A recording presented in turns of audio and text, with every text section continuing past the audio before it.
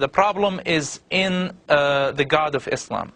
This is shocking, and unfortunately this is the reality about this God. He is a God of torture. He is a God, the deceit God. This is what he talks about himself. You are going to make millions, millions upon millions of Muslims very, very angry. I'm not trying to offend Muslims. I love them. Those Muslims are my family. But you are going to offend people, and you are going to put your life in danger, aren't you, by doing this? Some of them will be offended.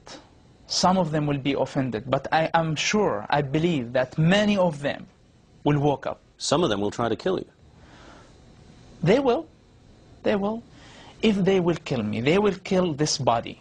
But the question, what about my soul? What about my ideas? What about my beliefs that I shared with everybody? Will they be able to kill this? I don't think so.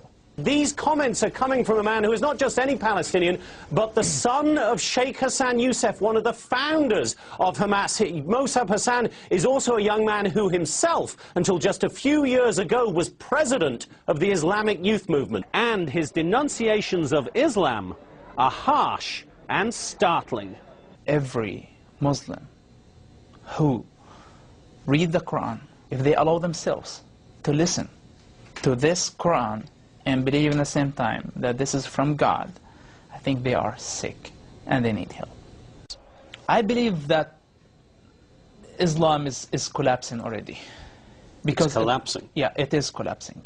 It looks from the outside, it's growing, but from the inside, it's completely collapsing. It's not giving answers to the people. It's not improving their lives. It's not helping them at all. Within 10 years, that's it.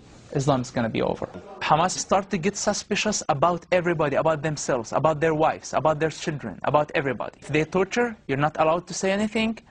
If they kill people, you're not allowed to say anything. If they teach you something wrong... They torture and they kill people in the jail? They tortured and they killed people. Their own people? Their own people. Like put needles under their fingernails. They put needles under the fingernails? Needles under their fingernails. Hamas leaders that we see them on the TVs now, okay, and big leaders were responsible for torturing their own members. In studying the Quran, Mossab Hassan found what he calls thousands of inconsistencies. What Muslim sheikhs or religious people do, that they focus on only one part of Islam. Which part do they focus on? The part that they need for that time. If it's a war zone, if it's wartime, they're talking about jihad. They bring the verses that, so it's like very political religion. And this way, I discovered that Islam is the most bipolar religion on earth, that you can find whatever you want. So the Quran contradicts itself? In so many ways. Within days of us broadcasting that interview, it spread across the internet like wildfire. Days after that, Al-Qaeda itself stepped up in the absence of Hamas making any comment, criticized Hamas for allowing him to get away from the organization, and then concluded their internet statement by quoting the words of the Prophet Muhammad, chilling words. They said, "Whoever changes his religion, kill him." That being a reference to the fact that Mossab Hassan not only has left Hamas, but has now turned his back on Islam and converted to Christianity. I love Jesus immediately. Why? Love your enemy. That was the one that moved me from like deep and changed my life forever. I've been suffering for a long time. It's like my medicine became. It's not a drug. It's not given. It's not like Quran. Quran is a drug. The Quran is a drug, you say? Islam is a drug. To be honest with you, being killed is not the worst thing can happen to me. But if my soul is dead, if I feel the responsibility and I don't say a word of truth, I will die every day. The biggest terrorist is the God of the Quran. I know this is very dangerous, and I know this is this will offend many people, but my goal not to offend them. What I'm saying, that the biggest terrorist is Allah of the Quran, the God of the Quran, the God of Islam.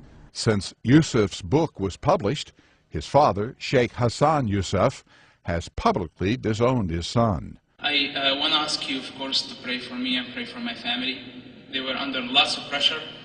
The last time I talked to my dad, he told me, I asked him to disown me, because I know how difficult this is for them.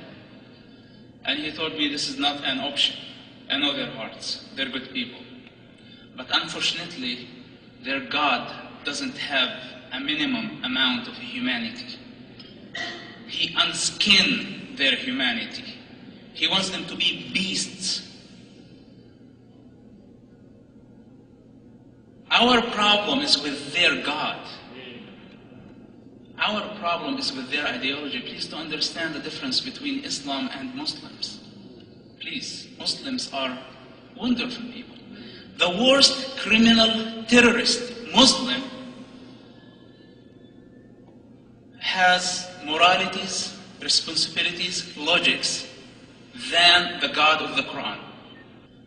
And what I see that governments are hunting the street drug dealers when they are trying to catch somebody like Bin Laden. How old Bin Laden is?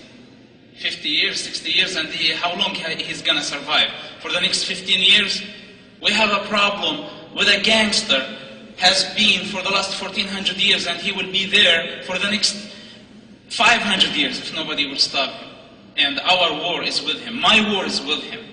My God's war is with him. If Jesus Christ was here now, right now, and you ask him a question, what do you think about the God of the Quran and the God of Islam? What his answer will be.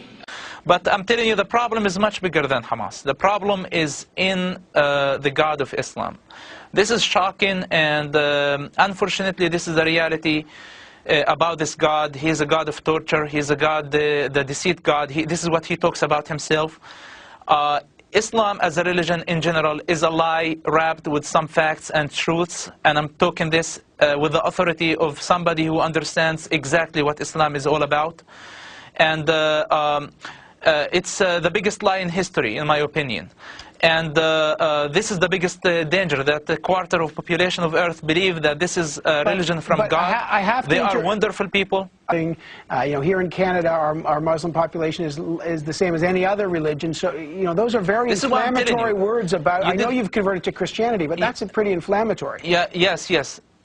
This is a good point, and what I'm trying to tell you here, that your problem, my problem, the world's problem is not with Muslims. And Muslims, the majority of Muslims are great and wonderful people. They are my people. I know their pain, I know their sufferings, and I know their hearts. When you go to the Middle East, when you go to any Muslim community, you see their passion, you see their hospitality, and you get confused, even more confused. You say sometimes, those Muslims are better than many Christians. And we are not in a position to compare people. We are comparing ideologies. And I'm telling you that the minimum Muslim, the most criminal Muslim or terrorist has a minimum of morality, responsibility, logics more than his God. If you read the Quran, if you allow yourself to understand what the Quran is all about, you're going to figure this out yourself. Go to the Quran, Surah 9, verse 5, and you will find what the God of Quran is asking Muslims to do against everybody. Now, it's not Muslims' fault that they were born in that culture. It's not their fault that they were born as Muslims. But what we're telling them, understand your religion before you are offended. Those are realities about their religion, and they need to recognize that. Your father is the leader of Hamas in the West Bank. Didn't you feel that you are betraying your family, betraying his confidence, betraying the idea he dedicated his life to? How did I betray him? By saving his life, for example? I'm not doing him a favor. This is my dad. I know I rather to die and he doesn't get hurt. I look like a traitor because I am doing what my people need, not what my people want. You decided at some point to leave Islam altogether, and you converted to Christianity, right? Yes, I converted to Christianity. I am a Jesus Christ follower, and let me tell you something. I am not a pro-Israeli And I'm not very fascinated by the work of the Israeli government of killing Gaza children or assassinating leaders and even terrorist leaders. It's very obvious that they're going to try and kill you till the rest of your days, and still here you are in Israeli television without disguise, without fear, and I ask myself whether this is courage or total craziness. Look, you are afraid when you do something wrong. When you don't do something wrong, when you believe in what you're doing, you're not afraid. Masoud Youssef, in behalf of myself and many, many Israelis, thank you very much, and thank you for this interview. Thank you. Musab is well aware that by speaking out, he could effectively be signing his own death warrant. But he shows no fear. They gotta kill my ideas first, which is like, that's it. They're already out. So how are they gonna kill my idea? How are they gonna kill my opinions that I have? This thing that they can do, they can't kill my body, but they can't kill my soul.